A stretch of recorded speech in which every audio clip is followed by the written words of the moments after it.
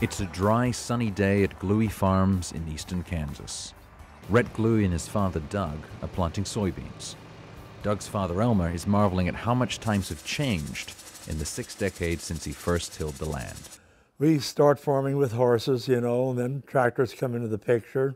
I can still remember I went out and cultivated some corn when I was about 15 years old with 2 horses and a 1-row cultivator. I had about a 30-acre field, and that took me a couple of days to get that done. It's mind-boggling. When you went out and picked corn by hand, 100 bushels a day in ear corn, and today, 10, 15, 20,000 bushels a day. That is mind-boggling. That is a change. In some ways, it's been tough for Elmer Gleue to adjust. He longs for clean seedbeds. Somehow they just look better, he says. But he respects the environmental benefits and time savings that come with conservation tillage. We had a pull-type disc that you hooked behind this John Deere then and worked ground down, and a harrow. We worked the ground down with a harrow after the disc got done with it.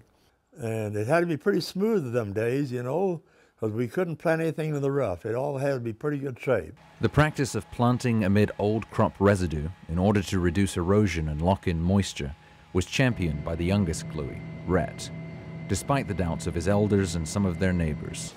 Today the Gleues plant no-till soybeans and strip-till corn.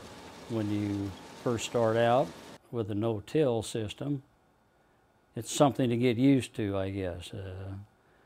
The neighbors may talk about you and say that'll never work, but in the end results, why, it does work.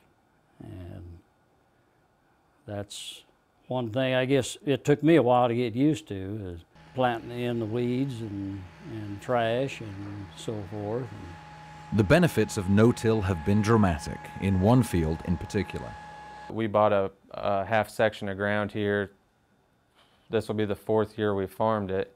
And it was hay meadow. It had never been farmed, and we went in, sprayed Roundup on it, burned it down, and went in and planted beans. And then, I mean, to this day, we have not terraced it. The only tillage work I've ever done on it is shot anhydrous and planted it to corn. And I mean, the corn averaged about 180, but I mean, there was 200 bushel plus corn in that. I mean, it's dry upland, 50-48. I mean, it's phenomenal. Rhett embraces change. His father and grandfather appreciate it. Together, these 3 generations have adopted the latest seeds and traits, precision planting, and auto-steer techniques. As a result, last year they doubled the county yield average in upland corn and cut the best soybeans the elder Gleues had ever seen. Karen Gleue, Doug's wife, manages the family accounts. She appreciates how improved seeds contribute to the farm's bottom line. Seed technology has definitely changed over the last 40 years. I think that it's a lot better, like the soybeans, for instance, the corn. It's a lot better quality than what it was, to begin with. As far as putting it in the ground, I think it's got more push, that it comes up quicker. You have more vigor and stuff with it. You get more bushels to the acre. And so then, obviously, if you've got more bushels to sell, you're going to be making more money and, having more of a profit. A more basic change came with corn hybrids that thrive in Kansas dryland. These not only changed how the Gleues farm, they allowed the family to switch what they plant. Elmer used to plant milo because it wouldn't burn up the way old corn varieties did under the late summer sun.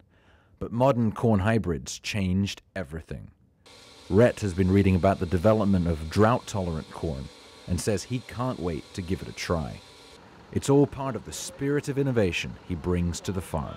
I'm always reading farm magazines, figuring out what's next, and like with the Roundup Ready to Yield beans and the refuge in a bag, drought-tolerant corn, it's all a plus.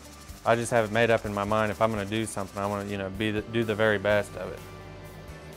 Rhett has wanted to be a farmer since he was a boy, and he has no plans to do anything else. Given how far the family farm has come since the 1940s, he can't wait to see what will happen next. Times have changed considerably, and it's for the better, I think, but it's wild how things have changed. Just from my grandpa, his point of view, from all the change he's seen in 60, 70 years of farming, I can't imagine what I'm going to see.